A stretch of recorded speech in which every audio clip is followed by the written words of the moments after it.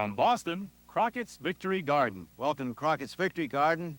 I'm Jim Crockett, and it's pea picking time. We're very close to it in Crockett's Victory Garden. I want you to see that these peas have their pods beginning to come out on them. Not swollen enough yet to warrant picking, but they are coming along. Now, these peas were planted in the middle of August, and we have 3 different varieties in here. This first variety is Little Marvel. Seems to have a couple of wild plants in here, which are a little taller than the normal, but they are making their pods. We'll be picking these in about a week.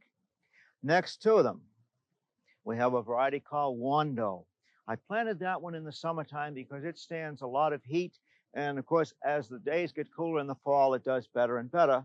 Next to it, we have that marvelous edible potted pea called Oregon sugar pea. I must tell you, of course, if you live in the South, this is the time of the year to plant peas because you can harvest them during the wintertime. When you plant them, put plenty of seeds in that soil so that you get a big crop. We're using brush, just ordinary branches cut from trees, stuck in here to use for something for the peas to cling to. And someone wrote the other day and said she had planted peas, but the slugs were getting them. Use metaldehyde. This is a specific for slugs. Don't get it on the plants. Get it away from them. Well, now today we're going to plant lily of the valley. We're going to harvest some celery. We're going to divide a French tarragon, and we're going to plant a very unusual bulb in our perennial garden. Now, on my way over there, I'd like to show you first of all how a winter rye is coming along. Here it is, 3 or 4 inches tall, making a fantastic growth. This will be a foot tall or more next spring. We'll dig it into the ground to enrich the soil. Well, the plant I want you to see first today is a rather ugly looking thing from a distance at least. This is the Jerusalem artichoke. Now, the Jerusalem artichoke is a wild American flower. The Indians used to use its root for eating. This is what the flowers of the wild plants look like right now. Very handsome thing, and you can see it looks like a sunflower. It is in the sunflower family. Now, our tall plants are not putting out flowers. Well, there's a few buds started on them, but they're growing so happily because we have a great lot of compost under them. Now, we went out behind the fence here where these things are growing wild, and you're apt to find them in a meadow or roadside anywhere in the country. We dug one up this morning, and you see these tiny roots on them. Well, now, this is not what you see when you have the full-grown plant with compost. We planted one about this size a year ago last spring, and last fall we dug 10 pounds of the most delicious roots you could imagine from a single plant. You don't have to get wild. There's no special cultivated varieties. Any wild plant will do it if you feed it.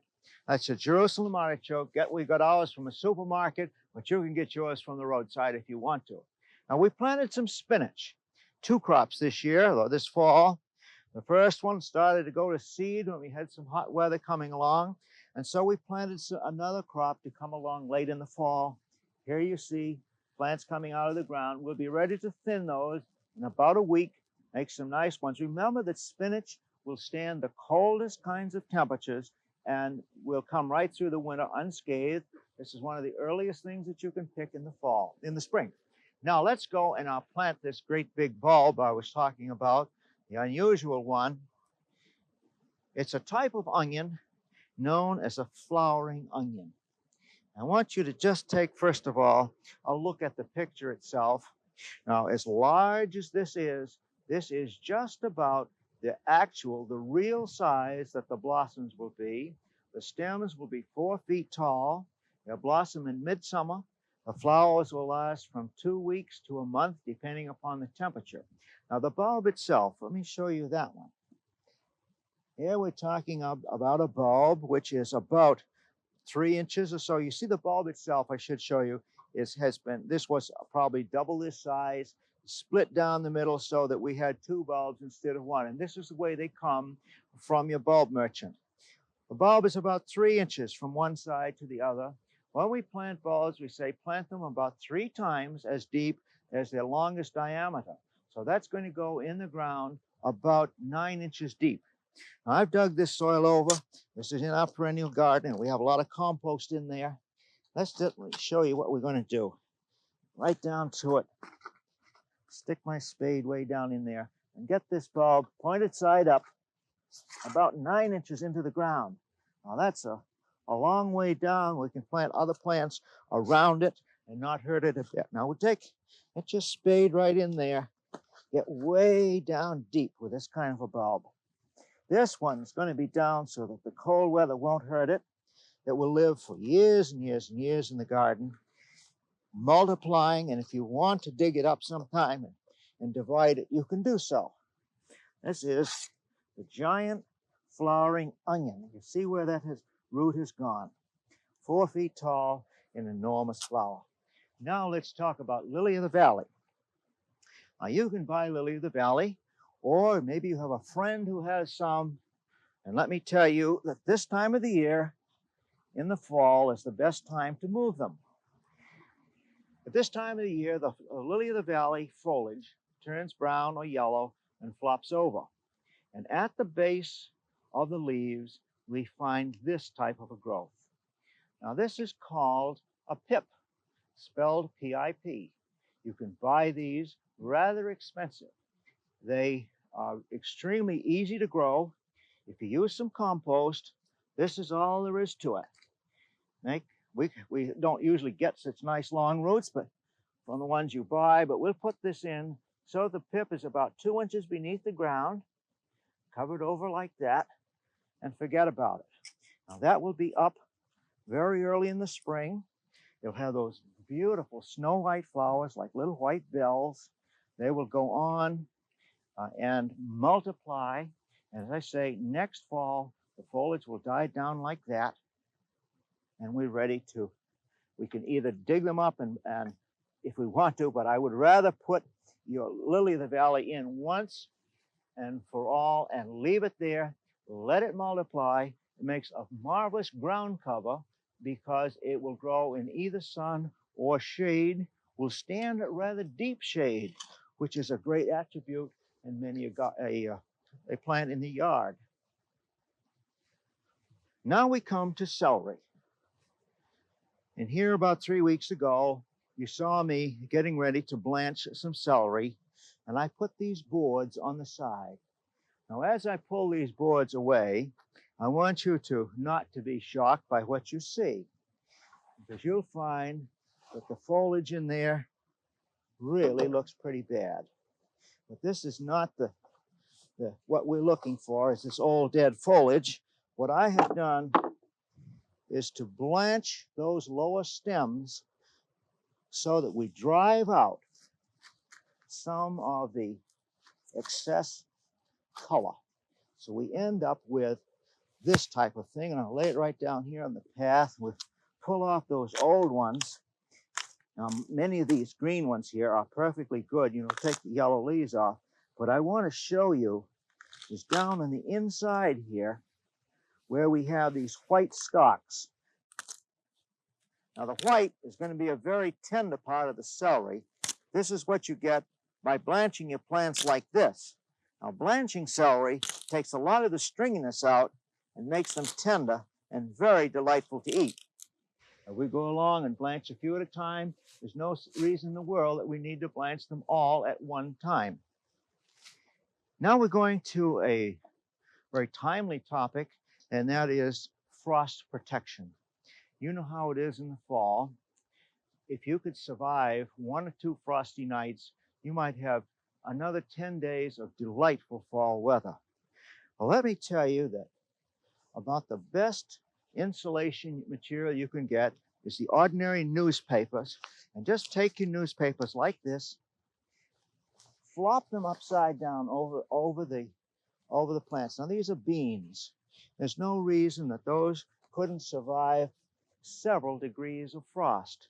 What happens is that the soil, which is warm, releases some of its warmth during the night and keeps them from freezing. I should say that you could very well survive degrees down to maybe 28 and pull them through. If it rains, if you can put a plastic cover on it to keep the papers from getting wet, so much the better. But newspapers don't look very good, but they are marvelous insulation. Another question we've had at this time of year is how can I save my old geranium? Well, I want to tell you right off the bat, I wouldn't save it, but let me show you how you can save it if you want to. I have a typical geranium plant as they're apt to look at this time of year. And let's describe this plant. Well, let's look at the stems. First of all, the stems are old and woody, very, very hard, tough. The growth is short. The flowers are very tiny, mostly going by. The leaves are yellow. Frankly, I wouldn't save a plant like this, but if you must, this is what you do.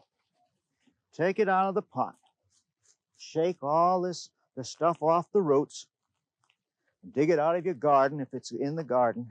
Just shake it like this. Pick off all of these leaves. Hang this down cellar, upside down, in a place where you can keep it about 45 degrees. Now, these plants are so tough that they'll survive this kind of treatment. Next spring, cut off the dead tops of it, pinch them back a little bit, pot it up. I bet by July you'll get a blossom. That's not the way I would do it. You remember in August, we went out in the garden and we made some cuttings from these geraniums. We rooted the cuttings. Now this handsome little plant has 5 stems on it, already has 2 blossoms on it. It's not too large to go on a windowsill. Will blossom all winter long. You can keep cutting it back and have maybe a dozen young plants from this one by next May. This is the way that I would do it. I wouldn't, you asked, can we save them? That's the hard way to do it. Start with young plants and let them go through the winter time. Now we were talking last week about planting a bulb border, and I did plant a number of bulbs, but I think I sort of shortchanged you a little bit because I didn't tell you all of the varieties which I set in.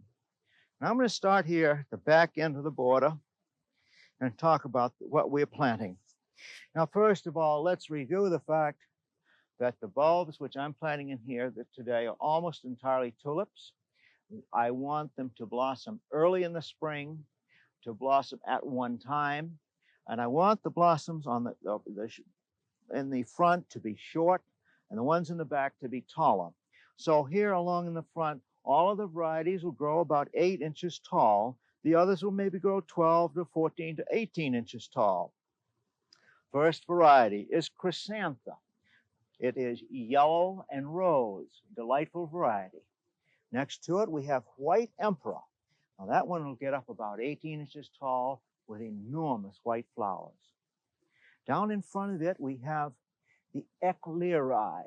Now, the Eclairi has crimson and yellow, beautiful, brilliant tulip, 8 inches tall. Behind it, we have the Scarlet Emperor, 18 inches. You see a red, behind a red, 18 inches tall, very large and early flowers. Then we come to another red one out front, Little Red Riding Hood, or Red Riding Hood. Of course, this has to be scarlet in color.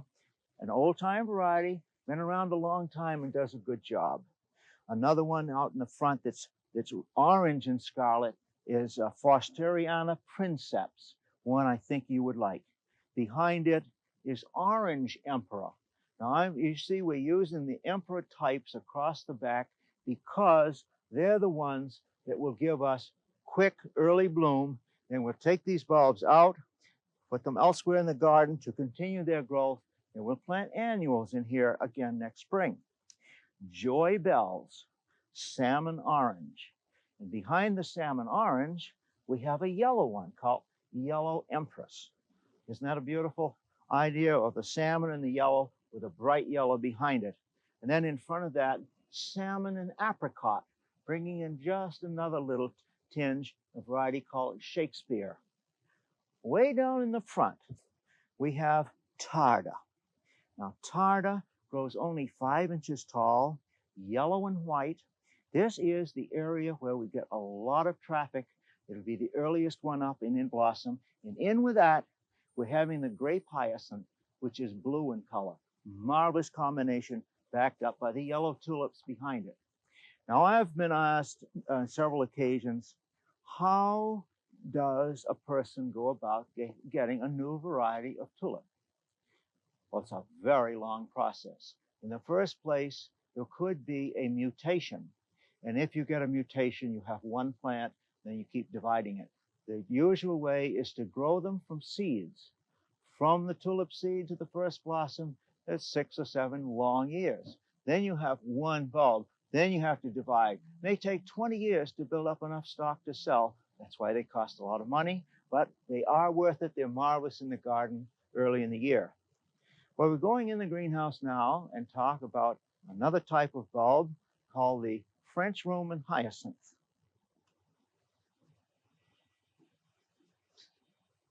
I must begin, when we're talking about this French Roman hyacinth, to show you the bulbs of the French Roman, which is that white one, compared with the bulb of the typical Dutch hyacinth. Both of those bulbs are top size for their variety. Nevertheless, this French Roman is much smaller. It also is tender. It won't grow out of doors in the northern part of the country. So we grow that indoors just as we do a paper white narcissus. And what I shall do in these, since these bulbs already have inside of them all of the flower already formed, what I'm going to do is just put some pebbles in here. We'll drop these bulbs in so that they're nearly touching one another. We always put the pointed side up on these. We'll fill in around with a little more of these pebbles. Now what we have to do is to add moisture. We'll add water about halfway up on the bulbs, and then the bulbs will go into dark, cool place for 6 to 8 weeks. During that time, they'll form enormous number of roots, and then we're about 3 weeks in a cool, sunny place, and they'll be in blossom. Now here comes the payoff. The blossom is not that big pom-pom type of thing that you get from the typical hyacinth. This one has many very graceful arching stems, either white or lavender, and exceedingly fragrant. So you want to try some French Roman hyacinths. I think you're going to really like them. Well, the next thing we're going to talk about is cucumbers, because sometimes we get asked, can we grow vegetables indoors? Well, yes, you can. I think that some of these small variety of cucumbers are quite easy to grow indoors. If you have did I say cucumber? I meant tomato, at least. The small variety fruited tomato, and you can grow radishes and lettuce if you have a cool windowsill.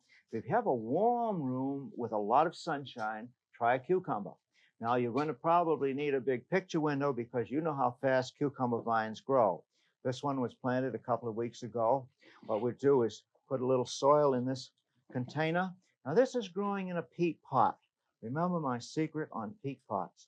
Peel off the top like that, because if you leave it on, it can act as a wick and suck moisture out of the ground into the atmosphere. So take this right off. We slide it in a little pot like that, and we have a cucumber plant started. Eventually, when this pot gets full of roots, we'll transfer it to a larger pot. Eventually, it'll be in a pot about 10 or 12 inches in diameter. You can grow a plant such as this in the house with a lot of sunshine and a lot of warmth. Now we come to a delightful herb known as the French tarragon. And I will admit that this French tarragon is a rather scrubby-looking specimen. But this plant was given to us a year ago. It's been outdoors in this pot all summer, and we've had a nice crop of foliage from it.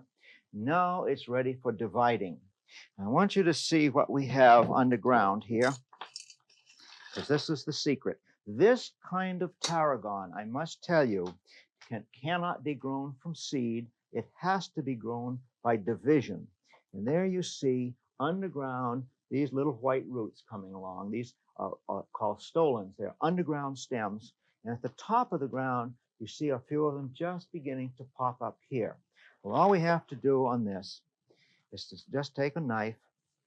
You can't keep from cutting some of them off, but you can do a fairly decent job. Just cut down through and take out wedges of this.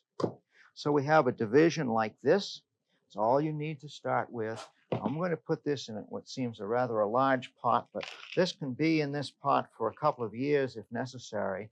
But primarily, I'm going to set this pot outdoors in my cold frame this winter, because in this part of the country, tarragon is not particularly hardy.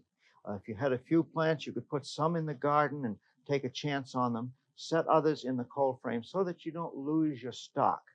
Now, this is the kind of a plant that you can really enjoy sharing with a friend, because the person can't go right out and buy the seeds and grow these by the hundred. You have to grow them from division. French tarragon, a delightful herb, and I hope that you grow some in your own garden. Now, along about this time of year, when some of the outdoor gardening seems to be coming to an end, it appears time that we have a plant clinic. And from now on, each week, we'll have some kind of a house plant, which may look the worse for wear. And I'll tell you what to do about it. Maybe you have one that looks the same way. Well, our first plant this week does not look unhappy. Matter of fact, it's a very, very happy Christmas cactus. Now, I want you to look here on the ends of the stems and see all of those flower buds. Now, I wish you knew how many questions that I get from people who say, I can't get my Christmas cactus to blossom. The secret is this. There are 2 or 3 secrets, but the one which I know will work is this. The plants must be subjected to about a month of temperatures that drop to about 45 to 50 degrees at night. Therefore, I put this kind of a plant outdoors beneath the shade of a tree all summer long, and I don't bring it inside until we're due to, well, the temperatures drop below 40. Then it comes in. Now, another person wrote to me this week and said, I have a Christmas cactus and all the ends of my stems are turning brown. Why? The answer is simple. I think that this person was treating this cactus as though it were a desert cactus. It isn't. It comes from the jungles in Central America. It always is moist, so the soil should be moist at all times. Now, the only thing that I would do for a plant such as that is look at it from the point of view of how heavy the top is in comparison to the size of the pot. I'm afraid it will tip over, so what I'm going to do is to repot it in just a little larger flower pot and let it blossom there. Now, in repotting, you always put your fingers on the top of the soil like that, tip it over, give it a sharp crack, and it pops right out. Now we can slide this over, put a little something. Now, unless the container is larger than 6 inches, it's not necessary to put any so-called drainage material, broken flower pots or pebbles or anything on the bottom. But beyond that size, I would. Now, there we go. Firm it well if you want around the edges, because you must be sure that the soil around the edges is as firm as the soil in the original root ball. Otherwise, when you water, the water will go zooming right down out of sight, and the plant itself will become dry. Well, this is our plant clinic for this week. We'll look for more next week. Now I think it's time that we can answer a few questions. My first one today comes from Mississippi. And it goes, my neighbor has a persimmon tree that bears large orange fruit the size of an apple. And they're delicious, I know. Would it be possible for me to take a cutting from his tree and graft it on my persimmon tree? Yes, it is possible, but very, very difficult.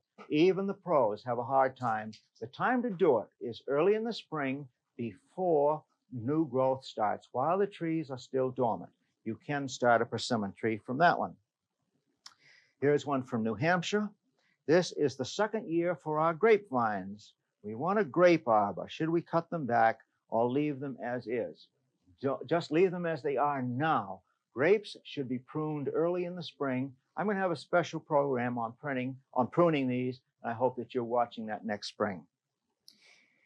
This is from Wisconsin, Antigua, Wisconsin. My 10-year-old Hoya, that is a wax plant, has never blossomed. It has many long runners. Should I remove them? No, don't cut off the runners.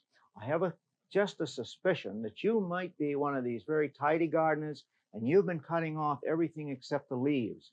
Actually, the flowers themselves are formed on little stubs that come out from the stem without any leaves on them, and that same stub bears blossoms year after year. Hoya, like sun or partial shade. The soil should be moist in the summertime, feed them about once a month. During the wintertime, keep the soil barely, allow it to dry out somewhat between waterings. From Hingham, Mass, I have a lilac. I rooted a lilac, transferred it to a large plastic pot with great root growth. Can I stir it for the winter? Well, I personally would plant mine right outdoors in the garden because the lilac is very hardy. I would protect it from mice or rabbits. I'd build a little fence around it of hardware cloth just because they get very hungry in the wintertime. And while it's young and tender, it would make a good meal for them. From Bronx, New York, I'd like to know what the process is for drying rosemary for future use as a seasoning. Well, I have a rosemary plant right here. And all that you do is cut off stems such as this, or pick off the leaves. There's no trick to it whatsoever. Put them in a place where it's warm and dry and shady until they get perfectly dry, and then you can rub them between your hands. That won't do much to them. You may have to put them through a food mill, and then you'll have this marvelous seasoning that you can use in your kitchen. I like rosemary, a very delightful herb, and it has a fragrance which lasts. From Bristol, Connecticut, is there some preventive measures that can be taken in the fall to get rid of Japanese beetles that come out in the spring near my rose bushes? No, there really isn't. Japanese beetles travel constantly during their feeding season, and you could kill all the ones in your garden, and the next morning you'd have some in from your neighbor's plot. I'm sorry, what I think you better do is to plan to spray your plants at the proper time in the summertime rather than try to kill them this fall. Well, that's all the time we have for this week. Next week, we're going to plant some amaryllis and some calla lilies. And outdoors, we're going to plant some horseradish roots, and we're going to divide some rhubarb. I'm Jim Crockett in Crockett's Victory Garden. I hope you enjoy the program every week.